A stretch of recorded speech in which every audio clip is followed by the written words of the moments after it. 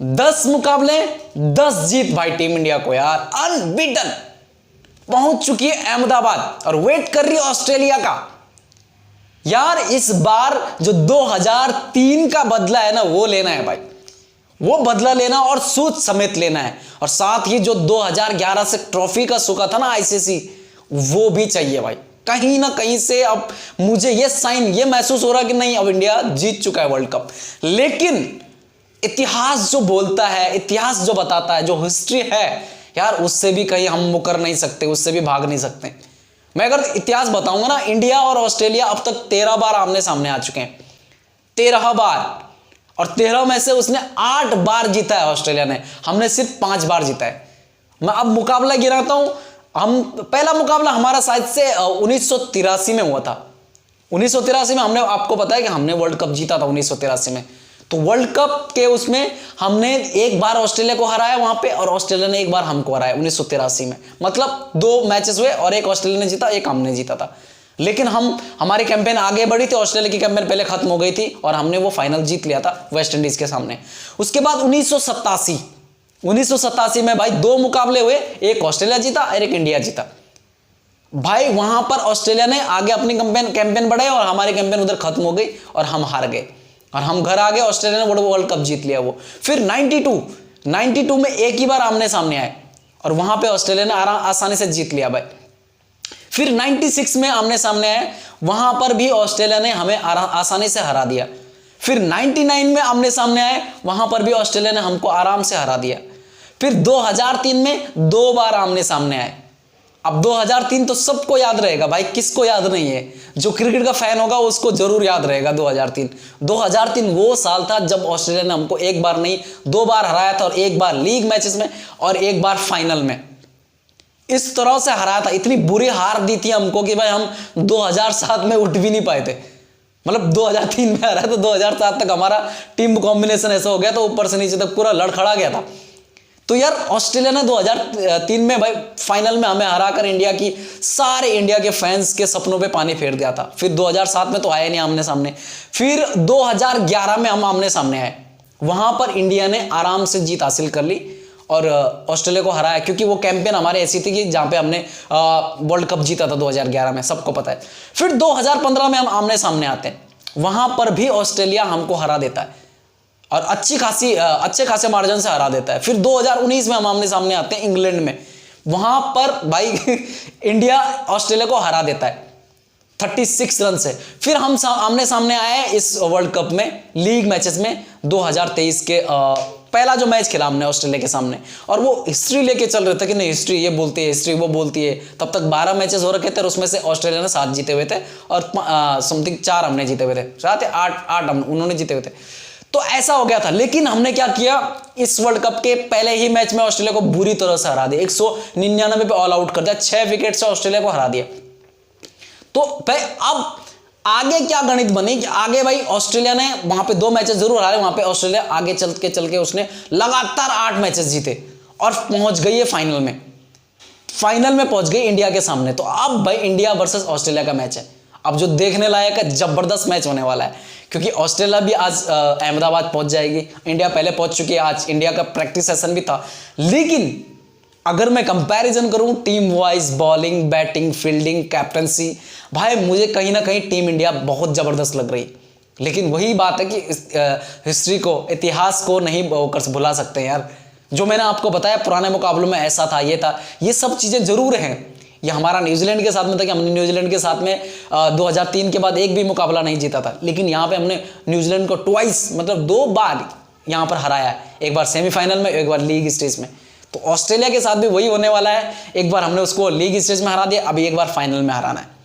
जो ऑस्ट्रेलिया ने लास्ट 2 मुकाबले खेले, अफगानिस्तान के खिलाफ और एक कल साउथ अफ्रीका के खिलाफ, ये दोनों मुकाबलों में ऑस्ट्रेलिया बुरी तरह से लड़खड़ाई।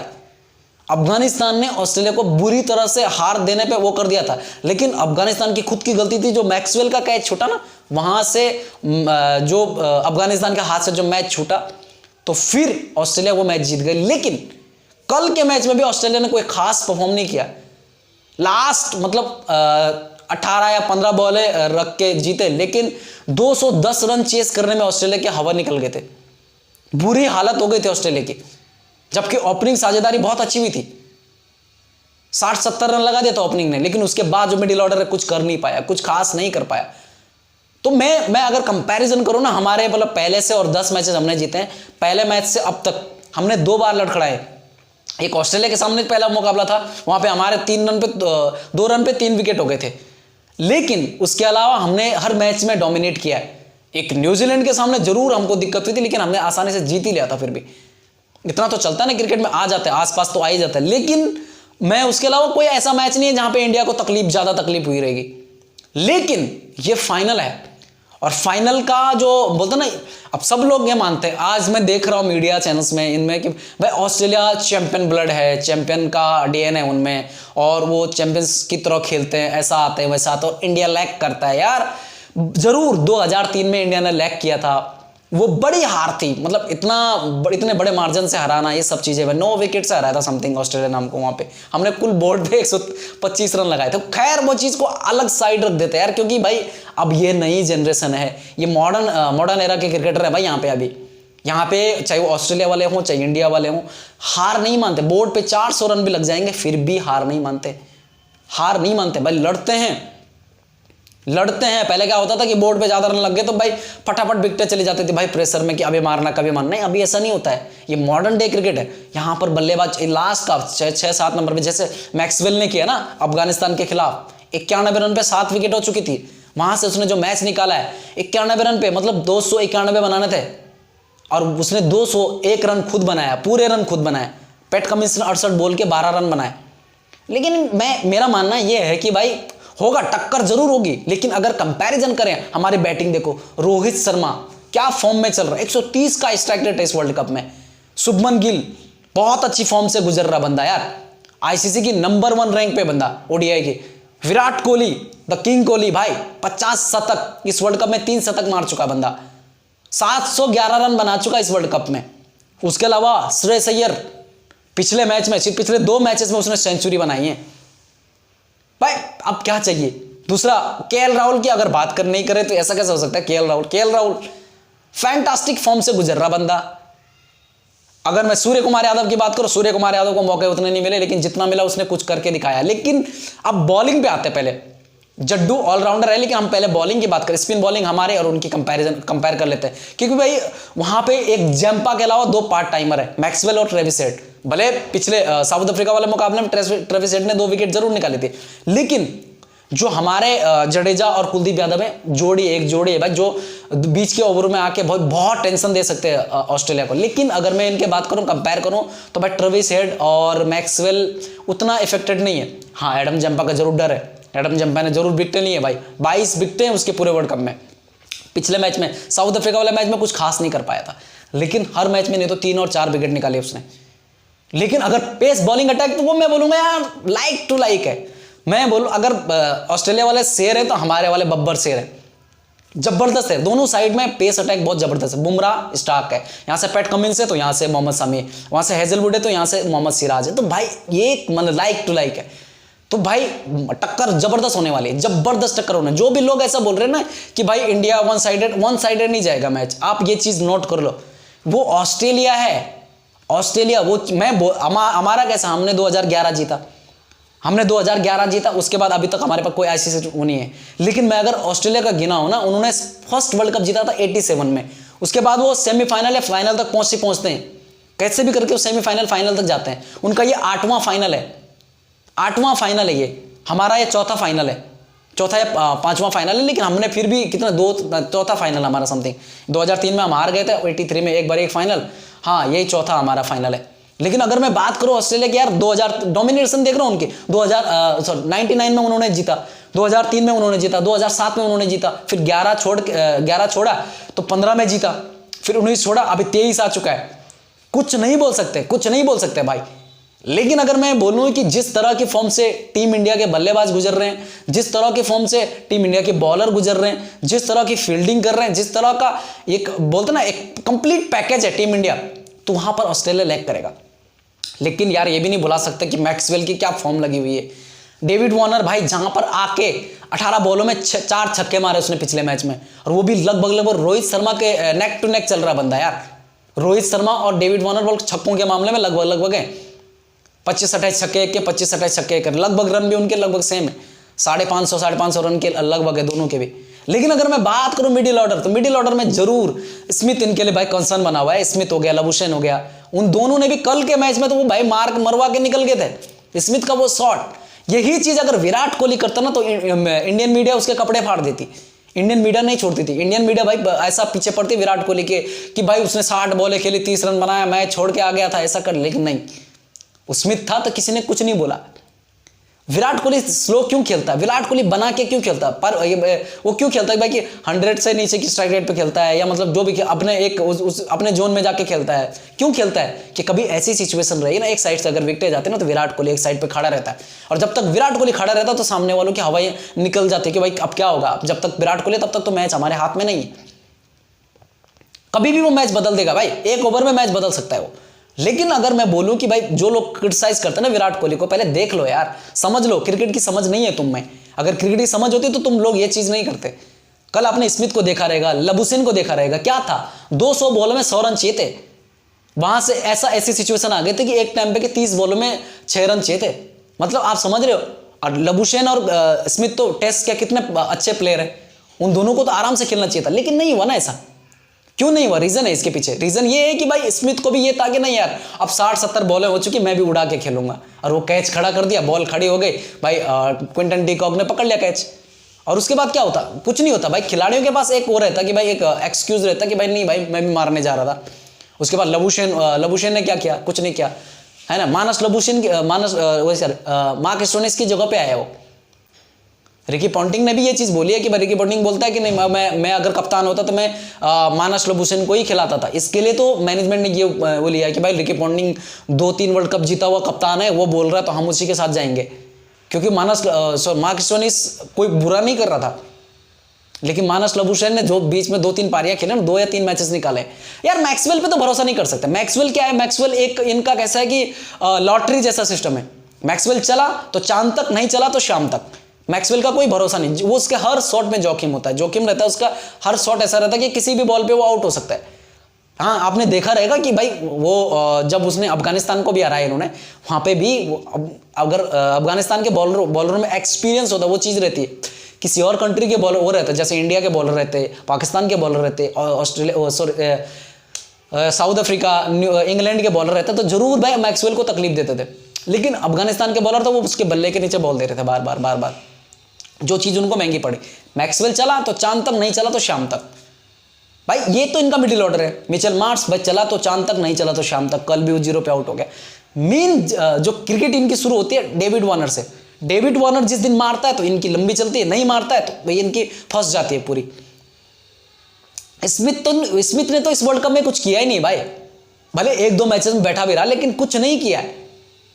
आगे उसके भी ओडीआई करियर पे अभी वो आने वाला है, डालने वाले प्रकाश डालेंगे वो लोग कि भाई क्या है, क्या करना आगे का, कैसा करना। क्योंकि इनके पास बेंच पे ऑलरेडी लड़के रेडी हैं, ऑलरेडी इनके पास लड़के रेडी हैं। मैं अगर बात करूं, चाहे वो इंडिया के पास हो, इंग्लैंड के पास हो, साउथ अफ्रीका के पास हो, सबके पास पीछे यंगस्टर बैठे हैं।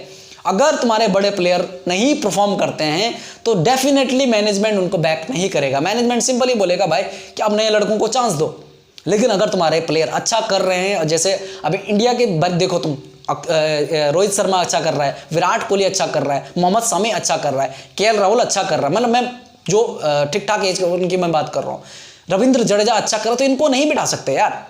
हो सकता है कि वर्ल्ड कप के बाद इनको रेस्ट दिया जाए, ये चीजें बोली जाए कि भाई तुम्हें थोड़ा रेस्ट लेने की जरूरत है। लेकिन इनको अभी ये आराम से 2-3 साल, रोहित शर्मा 2-3 साल आराम से खेलेगा, अभी 4-5 साल विराट कोहली खेलेगा। मोहम्मद शमी की जिस तरह की फॉर्म है तो मोहम्मद शमी भी 4-5 साल आराम से खेलेगा।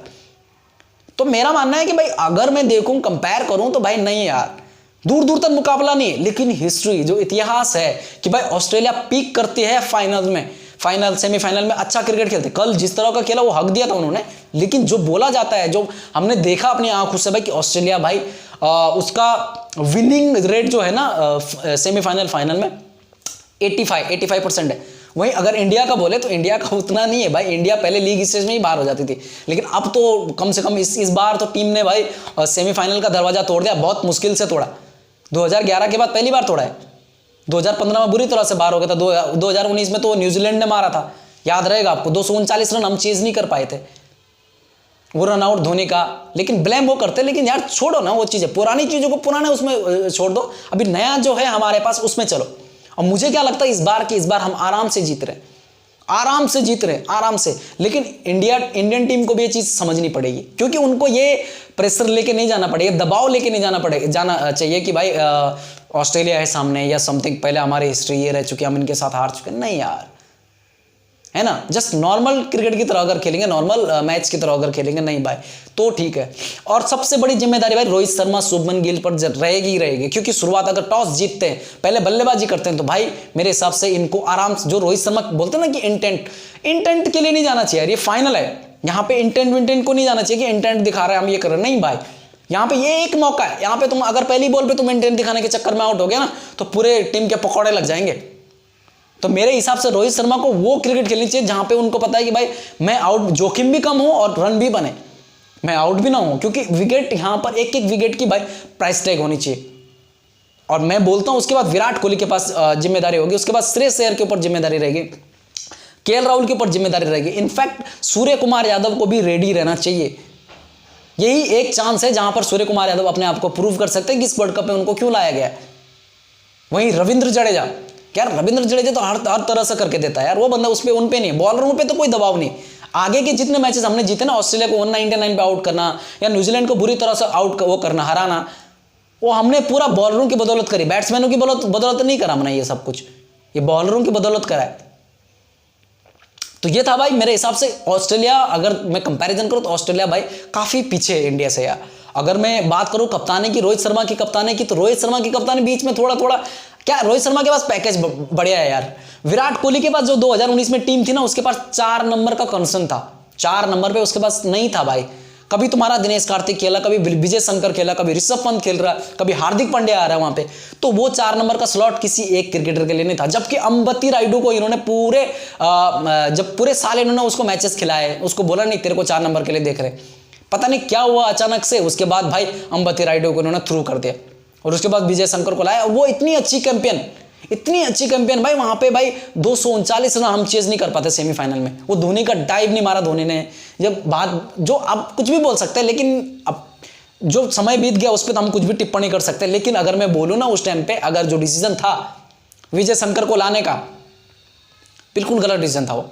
खैर अगर मैं बोलूं कप्तानी, अगर तो इसके अभी रोहित शर्मा के पास लग्जरी है भाई, बॉलिंग, वो बॉलिंग जो 2019 में नहीं थी।